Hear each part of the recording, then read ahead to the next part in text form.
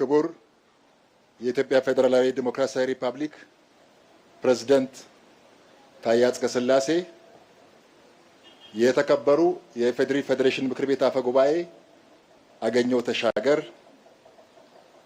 ክቡር የፌዴራል ጠቅላይ ፍርድ ቤት ፕሬዝዳንት ቴዎድሮስ ምህረት፣ የተከበራችሁ የሁለቱ ምክር ቤቶች አመራር አካላትና አባላት፣ ክቡራን ሚኒስትሮች፣ ከፍተኛ የመንግስት የስራ ኃላፊዎች፣ ክቡራን ወታደራዊ መኮንኖች፣ የጥንታዊ ኢትዮጵያ አርበኞች ማህበር ፕሬዝዳንትና አባላት፣ የሃይማኖት አባቶች፣ ጥሪ የተደረገላችሁ እንግዶች፣ ክቡራትና ክቡራን እንኳን ለ18ኛው የኢትዮጵያ ብሔራዊ ሰንደቅ ዓላማ ቀን ክብረ በዓል ሁላችንንም በሰላም አደረሰን። ዛሬ የተሰበሰብነው በሕገ መንግስታችንና በሰንደቅ ዓላማ አዋጅ ቁጥር 863/2006 አንቀጽ 2 መሰረት የተደነገገውን በየዓመቱ ጥቅምት ወር መጀመሪያ ሳምንት ሰኞ የሚከበረውን የሀገራችን ሉዓላዊነት ምልክት የሆነውን የጋራ አርማችንን የሰንደቅ ዓላማችን ቀን ለማክበር ነው።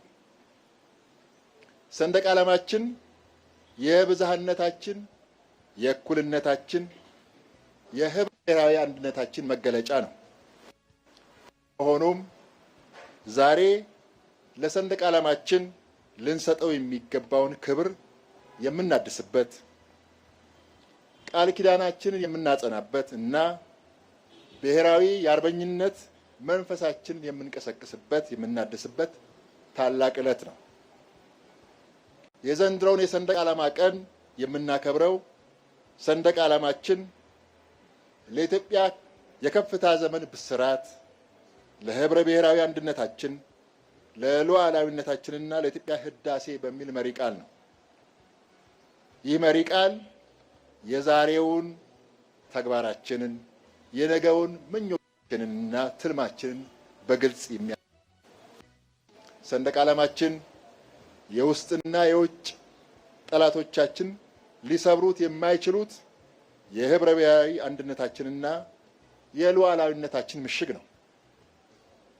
ሰንደቅ ዓላማችን ፈተናዎችን በጽናት ተሻግረን አፍሪካዊት ተምሳሌት ሀገር የመገንባት አቅማችንን የምናጎለብትበት፣ ዓለም አቀፍ ተጽዕኖ ፈጣሪነታችንን የምናሳይበት የማንሰራራት ጉዞ አርማችን ነው። ሰንደቅ ዓላማችን በታሪክ ውጣ ውረዶች ውስጥ የጽናታችን ምልክት ነው። ዛሬም ለሀገራችን ብልጽግናና ዘላቂ ልማት ያለንን ጽኑ አቋም እንዲሁም ወደ ብሩህ ከፍታ ዘመን እየተሻገርን መሆናችን የምናውጅበት ነው። ክቡራትና ክቡራን፣ ለመላው ኢትዮጵያውያን መልካም የሰንደቅ ዓላማ ቀን እንዲሆን የተመኘው የዕለቱ የክብር እንግዳ የኢትዮጵያ ፌዴራላዊ ዲሞክራሲያዊ ሪፐብሊክ ፕሬዝዳንት ክቡር ታዬ አጽቀሥላሴ ለመላው የሀገራችን ሕዝቦች መልእክት እንዲያስተላልፉ በአክብሮት ወደ መድረኩ ጋብዛለሁ። ፈጣሪ ኢትዮጵያና ሕዝቦቿን ይባርክ። በጣም እጅግ አድርጌ አመሰግናለሁ።